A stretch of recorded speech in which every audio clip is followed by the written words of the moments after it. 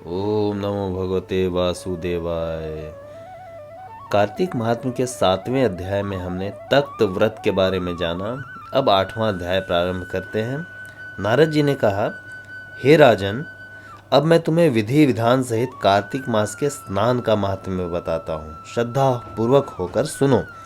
इस विषय पर जाने हेतु मैंने परम पितामह ब्रह्मा जी से प्रार्थना की थी, तब उन्होंने बताया था।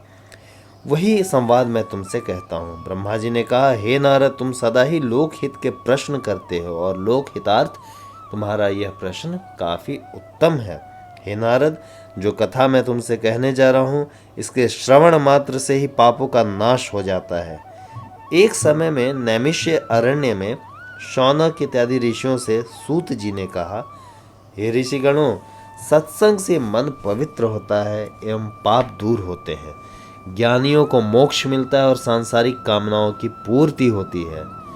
जिस प्रकार गंगा जी पापों को नष्ट करती हैं, चंद्रमा ताप को और कल्प वृक्ष दरिद्रता को नष्ट कर देता है, उसी प्रकार सत्संग का मात्र एक क्षण मनुष्य के सभी पापों को धो डालता है। एक क्षण भी दुर्लभ मोक्ष देने वाला होता है। हे वत्स, कार्तिक मास मनुष्य को सत्संग का सर्वोत्तम अवसर प्रदान करता है।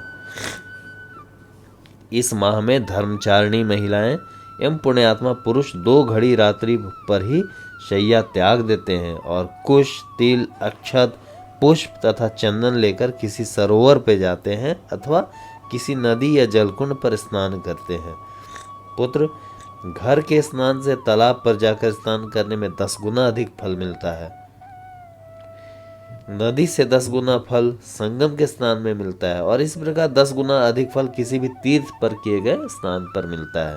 स्नान करने के पश्चात विष्णु जी को अर्घ्य दे दें और प्रार्थना करें, हे कमलनाम, हे जल में वास करने वाले नारायण, आपको बारंबार नमस्कार है, आप मेरा अर्घ्य स्वीकार करें। हे जगदीश्वर, आपका निवास जल है और जल ही इस चराचर का जीवन है। हे देवेश, आपके पुनीत नाम का स्मरण कर मैंने कार्तिक स्नान किया है। हे दामोदर, आप मेरे अपराध क्षमा करें और मेरे घर को धन्य धान्य से परिपूर्ण कर दें। यहाँ तक कि कथा सुनकर नारद जी ने पूछा, हे पितामह, भगवान क्या सरोवर, नदी अथवा संगम के जल में ही विराजते हैं? नारद, भगवान न तो बैकुंठ में रहते हैं, न केवल योगियों के हृदय में निवास करते हैं। वे तो भक्त वत्सल है और सदा अपने भक्तों के बीच रहते हैं। जहाँ भगवत नाम का स्मरण, कीर्तन, चिंतन अथवा शास्त्र वाचन होता है, भगवान वही विराजमान होते हैं। तात्पर्य यह है पुत्र कि भगवान तो सभी जगह समान रूप से रहते हैं। जो भक्त प्रेम से सराबोर होकर अथवा दीन भाव से उनको पुकारता है, भगवान तत्काल ही वहां प्रकट हो जाते हैं।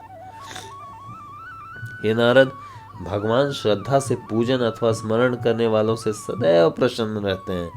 वे तो भक्त की भावना को देखते हैं। अहंकार रहित होकर जो भी उनकी शरण में जाता है, वह कहीं भी और किसी समय भी उनकी कृपा पा जाता है। अब मैं तुम्हें स्नान की विधि बताता हूँ। कार्तिक स्नान के इच्छुक श्रद्धालुओं को नाभि तक जल में खड़े होकर अपने देह को निर्मल करना चाहिए। तत्पश्चात मन की शुद्धि के लिए विभिन्न मंत्रों द्वारा भगवान विष्णु के गुणों का गायन करना चाहिए।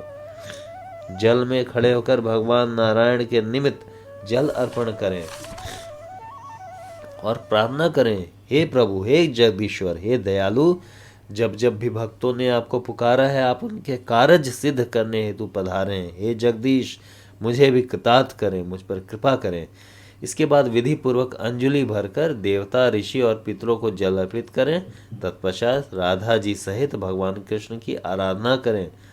इसके पश्चात वेद विद्याओं में पारंगत शालीन ब्राह्मणों का सम्मान करें। हे पुत्र, ऐसा ब्राह्मण जो ईश्वर भक्त, वेद विद, विनम्र और त्यागी हो, उसके दाहिने पैर पर सभी तीर्थ, मुख में वेद और अंगों में देवताओं का वास होता है, इसलिए ब्राह्मणों को सम्मान किया जाता है। हे पुत्र, इसके बाद श्री हरि प्रिया तुलसी जी का पूजन अवश्य करना चाहिए।